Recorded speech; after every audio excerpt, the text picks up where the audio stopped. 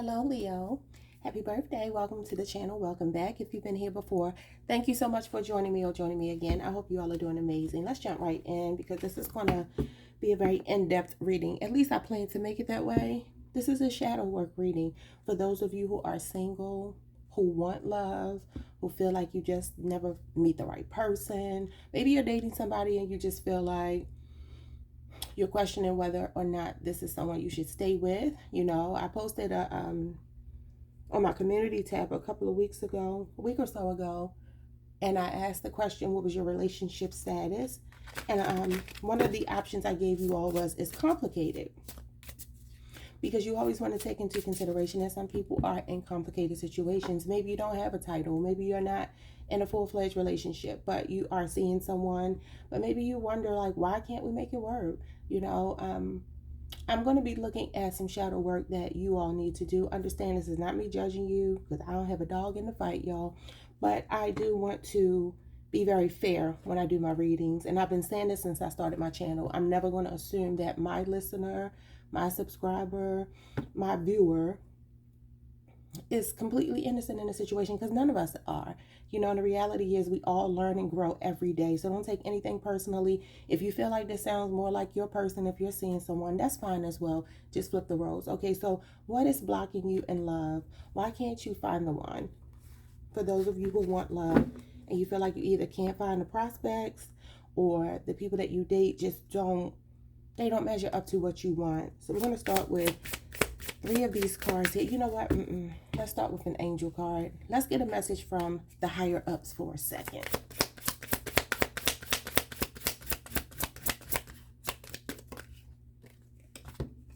We have Teresa. Somebody's name could be Teresa. It says, time out. You've been so busy taking care of everyone else's needs, but now it's time to stop and take care of yourself. Okay, so again, anything I say in this reading is not to point fingers at you all, not to judge you all, because I'm not judging you all. I'm just reading the cards. Okay, so based on this, and I will say trigger warning if you don't feel like you can hear these kind of messages right now, maybe just go watch another reading, okay? But what I see here is a lot of overgiving. I see some of you maybe being people who love really, really, really hard, and at times, maybe you put yourself on the back burner for other people. Okay, and I'm a big proponent of self-love. Okay, anybody that knows me knows that I'm going to put myself first. And I don't put myself first in an arrogant way. I put myself first because it's necessary for self-care. It's necessary for a well-being of your mind, your body, and your soul. I just personally believe that. And this doesn't mean that other people are not important, but I have to come first. And yeah, there are times you have to push yourself to the side to prioritize someone else's needs in that moment. But I don't make a practice of doing that a lot. I just don't. I used to, I don't anymore. So your message here is that a lot of you, although this is a very beautiful energy to be sacrificing for other people, be a very compromising person when you need to be, Spirit is highlighting here that, or your angels, that sometimes you have to take a time out and put some focus on yourself. Okay, so that's your angel message. Let me move these cards out of my way and let's get into it. I'm going to pull these 3 cards first, and then we'll discuss. Okay, so what's blocking Leo in love?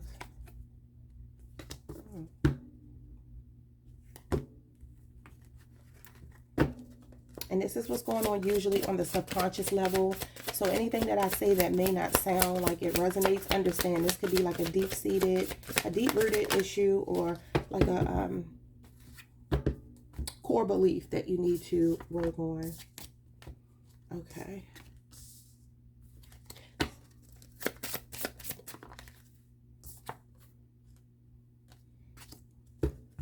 Okay, so let me just stack all these cards up here to get them out of my way. And let's get into it. Your first card out is Courage, which is Leo energy.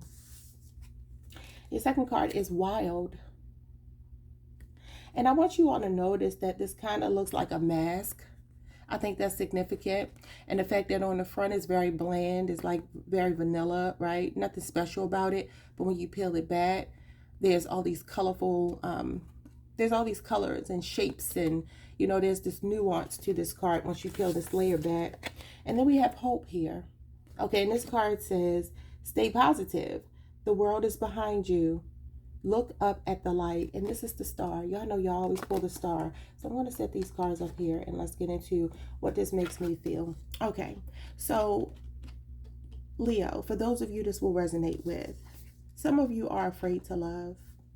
And like I said, this is a core belief. This is a subconscious belief. This is not on the surface. This is not something you wake up in the morning and think about. This is more like, I've been hurt before and I don't want to get hurt again. Okay. This is something that's really deep, buried deep inside of you. This could even go back to childhood for a lot of you. You may have learned as a child to suppress your own needs, put yourself on the back burner for other people, okay? Because like I said, courage is actually, Leo energy is the strength card.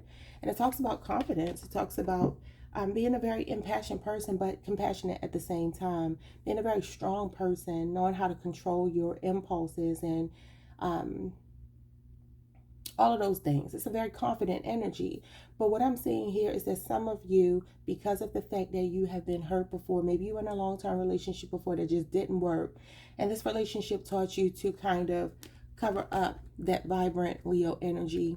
Okay, I was talking to my cousin yesterday who's a Leo, and we were talking about the fact that not all Leos are like these big outgoing personalities, because they're not. I know a lot of Leos who are not like that, and there's this pressure sometimes to live up to the notion that you all are like the life of the party, or you are these, like I said, big vibrant personalities. There's a YouTube personality named the King of Reeds, and he talks a lot about people expecting him, because he's a Leo, to be this very flamboyant person, and he's like, I'm not. He's an introvert, and he's kind of laid back, and he doesn't really like a lot of pomp and circumstance, and Leos usually do. So I feel like for some of you, that could be your energy, or some of you have just learned to suppress because of the pain of the past. Okay, this doesn't even have to be about a relationship you were in. Maybe it was your parents' relationship, or just relationships you saw coming up where you internalized like relationships hurt you. Marriage hurts you, people betray you. Like, these are things that you hold on to on the subconscious level. But Spirit wants you to stay optimistic here and be positive about your love life. And this is how you can draw this person in. Some of you need to think outside of the box and start dating people that might not be your norm. If you find that you keep dating the same person and you keep getting the same character in different bodies, that's a sign that there's something inside you need to heal, so you stop attracting that kind of person. Okay, now let's get into childhood and see what could be coming up in your childhood. See if I was on the right track here. I've had these cards for so long. I bought all these decks, y'all. I spent so much money and never used them. So let's put them to use. Because I'm going to start doing readings that are a little bit different than everybody else does. I just don't like following the crowd. I'm not like that. I like my own stuff. So we have be imaginative. What do you feel while reading the book? It's like living another life in another world. But in the book, I looked them up and just wrote like little keywords here for myself. It's about being imaginative. So, the interesting thing about imagination, though, is it's twofold. It can work for you or against you. You can imagine the biggest, brightest, happiest things for yourself. You can be hopeful, right? Or you could be a person who imagines the worst case scenario. So this is like a perspective shift. Some of you as a child, you were very creative, okay? Or like I said, you saw things as a child that made you feel like, wow, that is so scary. I don't want to be in that situation. Maybe it's your parents or one of your parents being in a dysfunctional relationship, an abusive relationship, something toxic and unhealthy. And maybe you just said to yourself, no, I'll dream something else for myself. Maybe I won't get married. Maybe I won't be in a relationship. Maybe that's not my path because I don't want to end up like that. Yeah, so this is like maybe even emotionally checking out for some of you. It says it's like living another life in another world. What do you feel while reading the book? So this could also be having a very dreamy energy and like idealizing people, idealizing relationships, not truly seeing who people are for what they truly are, but just kind of like making them out to be what you want them to be. So that could be some aspect of your childhood that could ring true. If that is indeed the case, that gives you something to work with when it comes to you healing. Okay, so that's a good place to start. Let's get into these cards. Where do I want to start? Got a lot of shadow work decks out. A total of 4. And then we're going to look into like when you are ready, when you do the shadow work and you are ready to attract your person, who will they be? How will they show up? And how you can heal this as well. I mean, you're going to know how to heal this from the things that I'm telling you, but let's get into these cards. I'm going to pull one from each deck. We have obsessive. That's the first one. Okay.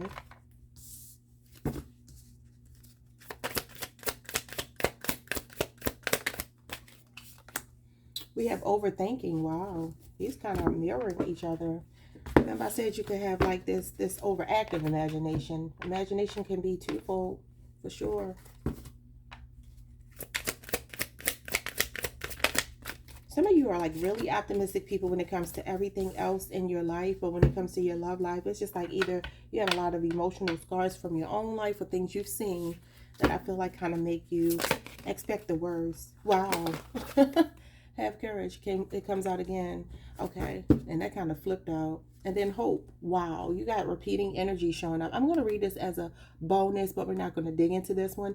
Having hope. Navigate your shadows with compassion and gentleness, grace, kindness, and self-care. What do we talk about right here? Yeah, some of you are really, really overgivers, okay? And y'all know I always say if you overgive, people will overtake. Let's get into this. First card out is obsessive. Fixating to the point of compulsion. This intense focus can be overwhelming. So this absolutely gives me that some of you get in your head about relationships. It is possible that when you meet someone, maybe, and here's that owl that came out for you all yesterday. You can't make up the synchronicity. Spirit is so good. Anyway, so yeah, some of you, when it comes to relationships, you may have a tendency when you meet someone to be like laser focused on them. And maybe I'm going to use the word clingy, but don't be offended by that because some of us love that way. Some of us are clingy lovers. I've dated a Leo before, and even though this is a man I'm talking about, he wasn't always clingy, but he could have the tendency sometimes to come on very strong. And one thing about me is I like my attention from my person, but too much will make me run the other way. So, you know, that could be the kind of people you're meeting, people who might be a little bit afraid of how much. I just looked up at the TV and there's this comment and it says stands are just insufferable. And I'm not trying to offend anyone here. Y'all know I love y'all, right? Somebody could live in LA as well. Somebody, something about June 16th or the 6th or the 16th could be significant, but that's a sidebar. Stands, STANS, like, you know, super fans are just insufferable. And I'm talking about clingy energy. And I feel like that's like an obsessed fan, right? So again, this is not something that you all need to take to heart in a sense of me like beating you up. I'm not. What I'm saying is on the shadow side of things, and that's what this is about. And I'm gonna stop apologizing because I think y'all get my point. Sometimes people could feel like you come on too strong. Maybe they feel like too much too soon. You know. Understand, like I said, if you need to flip these roles, if this is the kind of people you're meeting, still understand though when you're doing shadow work, you cannot project outward. You have to look at why you're attracting these kind of people if this is in fact their energy. But this obsessive energy to me gives me the sense of somebody who it's almost like with this owl being here, I feel like you know better, but you may tend to do it. You may fall in love rather quickly with people, and then you start to like see the end before you even have the beginning and the middle. You know what I'm saying? Like maybe you're a person that wants to jump into relationships too fast, or people feel that pressure from you to kind of like commit, and they're like, we just met, you know. So that could be something that's ringing true for some of you. If it's not, y'all, don't worry about it. Don't worry about it. So we have overthinking. Each thought a labyrinth, endless, obscure. There is no peace amidst the self-imposed torture. So more about like being in your head. Some of you could be overthinkers. You could be very analytical people that take it from analyzing to overanalyzing. Maybe you obsessively think about the future. Maybe you obsessively think about what's already happened to you. Maybe you obsessively think about someone cheating on you because you've been betrayed before. Maybe you, again, come on very strong when it comes to your needs being met because of the fact that everybody wants their needs met, right? especially when they haven't been met before. So for some of you, this is the issue here. This either you being very fearful to open up to people because you think you'll be hurt. So some of you have learned to like close off your emotions and just kind of be very self-sufficient, and then maybe not allow other people in. Or this is you letting people in and then like going from 0 to 100 real quick. Okay? And people may not like that. When it comes to this card, we have thoughtless shadow. Don't consider the possible consequences. Inconsiderate, insensitive, and unmindful. Think about the impact of your actions, and everything you touch will prosper. It is your life, not your world. So I'm getting here a sense of sharing the wealth. That's saying to me, I don't know if y'all ever heard that before, but sharing the wealth. You know, another thing that came up in my conversation with my cousin yesterday is the main character syndrome that a lot of people accuse fire signs, in particular Leo, of having, like this constant need to be the center of attention, right? And I do know some Leos like that. I'm not gonna lie to you. I don't know, not every Leo I know is like that. But her response when we were talking about that, she said, I think that Leos just tend to garner a lot of attention even when we're not looking for it. And I'm like, I can buy that. I definitely can buy that, because Leos, I think at your in your heart of hearts, you all are really confident. Even if you don't know it, I still think it's there, because that's just the nature of fire signs, especially Leos. You know, Leos are very warm people, very giving people. And so, you know, I feel like also this is giving me like this, the way that this is pouring into this woman and her head, more about your head, your thoughts, right? This could be the energy of like always feeling like you need to fill your own cup, because maybe you feel like you give so much to other people and you don't even think about it twice, and you feel like other people are not as considerate to you as you are to them. But understand, again, shadow work means you have to see your part in it, because people can only do to you what you do to yourself. And this is just the truth of the matter, y'all. When you really want to do intense shadow work, you have to strip your ego back and you have to really look at yourself. What I'm seeing here is I really feel like this is someone who needs to fill themselves up here. And maybe at times some people could even think that you are being arrogant and selfish and cocky and main character syndrome because of the fact that you start to pour into yourself, because they are so used to you doing this. In which case that means some kind of balance has to be found between these two. Okay, so it's okay for you to put other people first sometimes, but it's mostly important for you to realize that you can't pour from an empty cup, so you have to fill your own self up. But I also feel like watch your thoughts, because there's something about the way that you think about relationships at your core. It's not on the surface, y'all. So some of y'all are like, no, I want love. I don't feel like that. Core beliefs are things that start in childhood, usually, things that come from traumas, usually, you know. We have courage, stop hiding, show up and let yourself be seen. What I say, this mask here, fear, vulnerability, and growth. I feel like Spirit wants you to know that, you know, that fiery energy, that courageous energy of Leo that you possess, is buried deep down inside. As you can see, this fire, this light is all the way down in this person's feet. But look at him again, overthinking. There's something about the way that you see relationships, really, really deep down, the way you perceive them, either by your own experiences or those around you. And so, yeah, it's like Spirit wants you to really show who you are. Some of you also need to just get outside. Maybe you stay in the house too much, or you don't mix and mingle where you can meet people. You might be online. Say you got a profile online, but you don't even have pictures up. Like you could, you might be in a space where you're just like, I'm not quite sure. There's some hesitancy, I feel. Like there's this double dutch when it comes to getting into a serious relationship, even though I feel like you do desire it, okay? Okay, y'all. So now let's get into these cards here and let's see what comes out.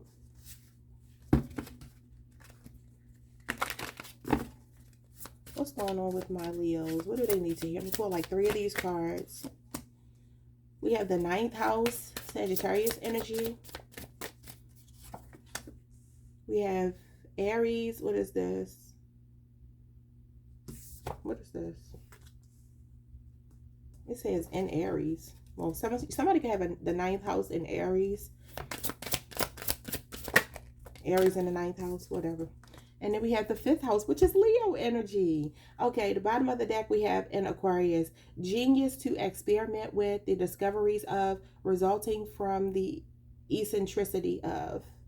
Okay, so Aries is here, Leo is here, Aries is here. What am I saying? Aquarius is here, Aries, Leo, and Sagittarius. Hmm. So Aquarius energy is all about freedom. It's a very revolutionary energy. Aquarius is ruled by Uranus, and Uranus is all about taking risk. It's also about natural born genius. You know, I really think that some of you are extremely smart. I mean, these could be signs that are coming through that you may end up being with, or the kind of people that you find yourself dating over and over again. Maybe you deal with people who do want their freedom. For some of you, I feel like that's telling you to be a little bit more free spirited. Stop putting so much stock in relationships as a whole. You know what I'm saying? Like, if you meet somebody and you hit it off, great. But like, don't pressure anybody, including yourself, to be tied down. Just kind of like go with the flow. There's something about you. And look at you showing up as a unicorn. Like, you're a very rare person. I just feel like sometimes people don't get to fully appreciate you because they don't get to fully experience you, Leo. Okay, so your first card in the ninth house says spiritual values, long range thinking or travel, and what is to be shared. I feel like Spirit wants you to, when you first meet people, don't overshare.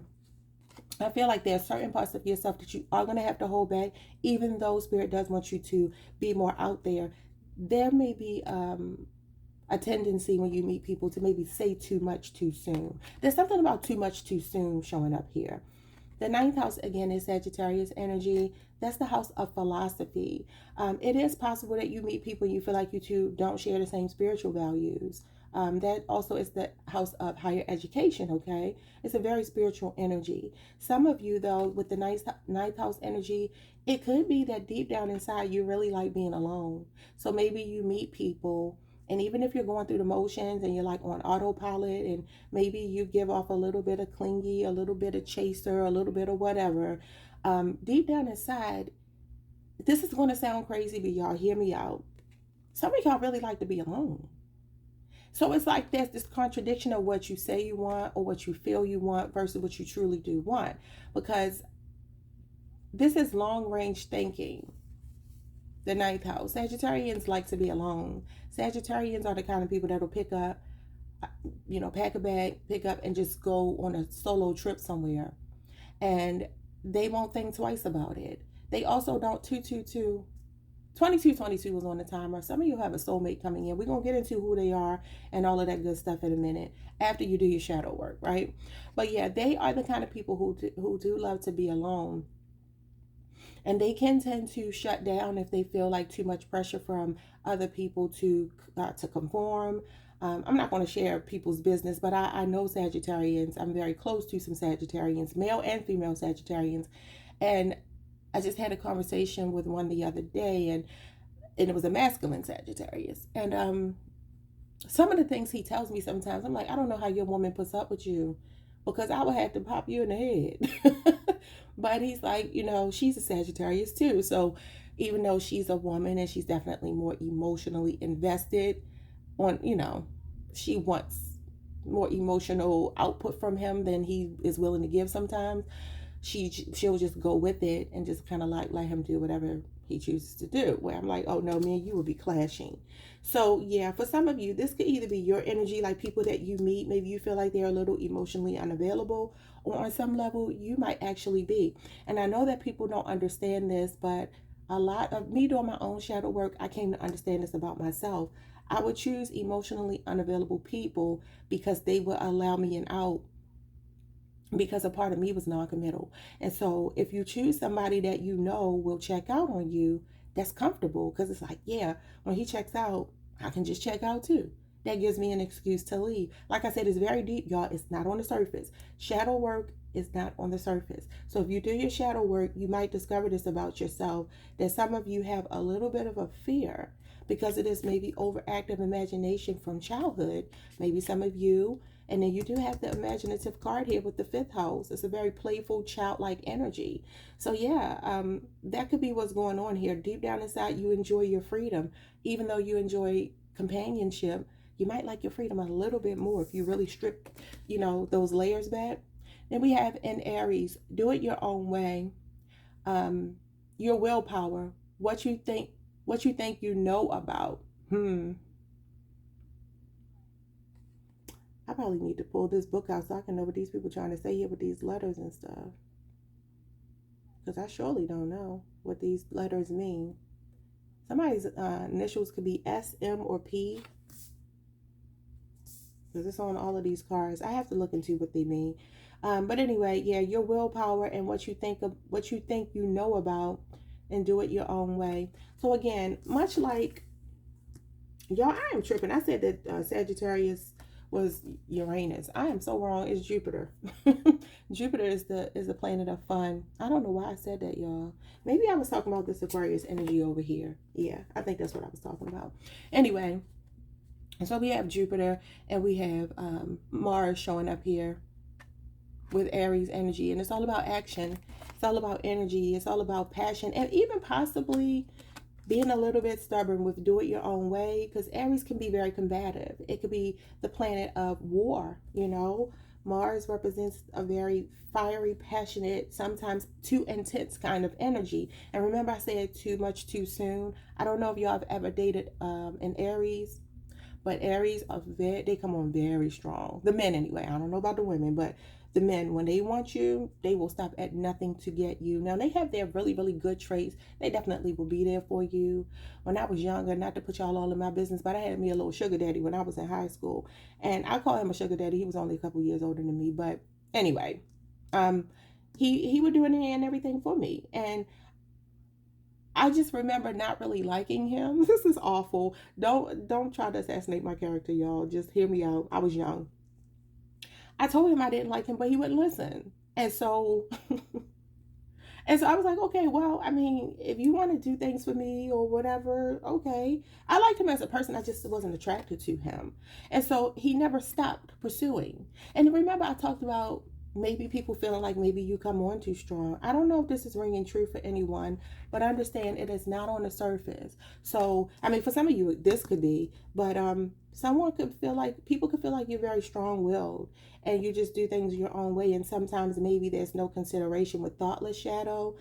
They feel like you don't consider the possibilities, the consequences. They feel like you're inconsiderate, insensitive, or unmindful, okay? Because you are all focused on what you want in a situation. That's just for some of you. When we get to the fifth house here, it says your creation, investment, gambles, and other games, and the power of love. And so this is a very, this is the house of pleasure, the house of fun. It's the house of children because it's children that play. And so this is your inner child. Some of you just need to tap into this is your house. The fifth house is Leo energy. So some of you just got to get back to that childlike nature, that imaginative nature that you had when you were a little kid. Some of you are like creatives or something here. There's something kind of happy-go-lucky about you, but I wonder how much of it you suppress out of fear and pain from your past and things like that. But let's go ahead and take a look at who is coming towards you once you do all your shadow work, the kind of partner you are calling in once you do your shadow work. We're going to get a piece of advice after this, and we're going to close this out. Spirit, show me what I need to see. We have the Six of Cups, commitment. Wow. So for some of you, the Six of Cups usually represents people from our past, but it also can represent our inner child. I really feel like your inner child is being highlighted here.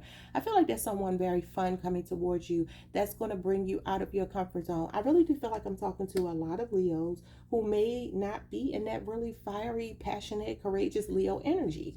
And understand, I just mean in your love life. I don't necessarily mean, even though it could bleed over into other aspects, when it comes to love, I kind of feel like you falling back in love with the idea of being in love, but from a healthy perspective, okay? This could even be a past person. This is Scorpio energy, and it can represent old, relationships and people from your past resurfacing. So if there is someone from your past, especially if it's a Scorpio, or someone you knew when you were very young, that could be who's coming towards you. You could even run into someone from like high school or college, or maybe even younger than that you end up reconnecting with and falling in love with. Okay, that's a very sweet energy though. That's you embracing your inner child, and that's why you have this fifth house. Okay, what else? Who will come towards Leo when they're ready? We have the Five of Wands, obstacles, Leo energy. Okay, now I forgot how to read these cards. Okay, so this is in reverse. Okay, that's cool. Okay, Five of Wands in reverse is cool. And then the King of Wands in the upright, Leo energy. You have a possibility of a strong Leo person. It says the authority figure. This is somebody fine. Your person is fine. And they are also fun. The most important F's, okay?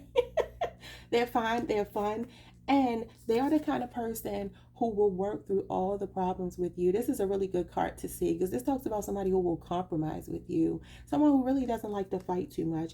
They just want to enjoy their time with you. Okay, strong Leo and a Scorpio is showing up here. Bottom of the deck, we have the Knight of Cups, the Lover.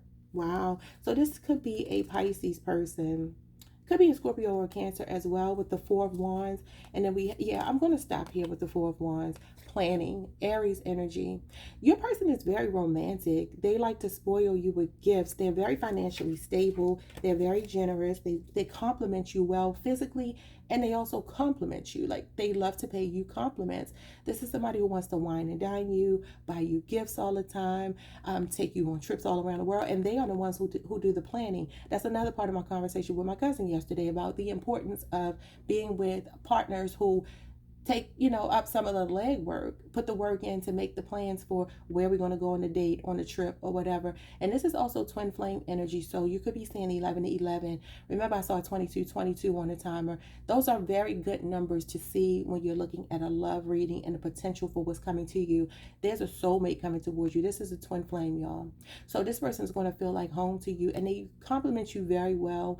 This is the kind of person who will do anything for you. They may be at a distance, though. I see them being willing to fly you out. This person is very poetic, they're very romantic, and they're also a little bit idealistic, because this is your ideal person, but you're also this person's ideal person. The thing about the Knight of Cups is he really does romanticize his relationships, and he really does fall in love with the idea of being in love. Somebody is going to reignite that energy in you. This is really, really sweet.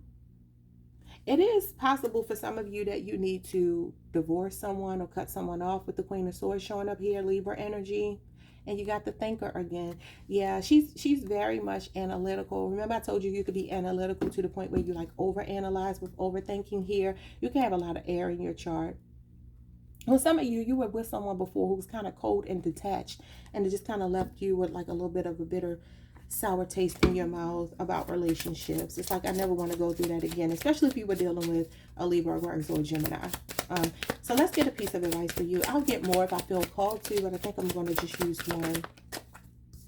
It says winning. I know that's right. It says you got a good thing going. Don't ruin that shit. Okay? Let me get one more. I told y'all in y'all winning season. I also feel like Spirit wants you to know you bring a lot to the table. Don't sell yourself short. It's okay to expect the best from someone when you're in a relationship. Just manage your expectations when it comes to people. Stay hopeful. Don't give up on love. But also don't outsource all your power to people. Yeah, making better effing choices. Okay, it says if you are pissed at where you are, then stop taking yourself there. So remember, a paradigm shift has to happen here. And that's okay.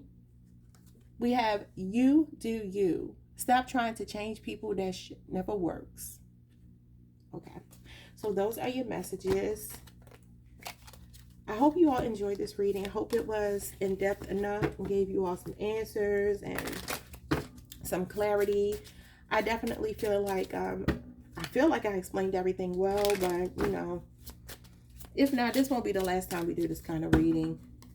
Do me a big favor, if you have not already, make sure you're subscribed, like the video, hit the notification bell, and leave me a comment if you so choose. If any of this resonated, if you understand where I was coming from, if you're picking up what I was putting down. All right, y'all.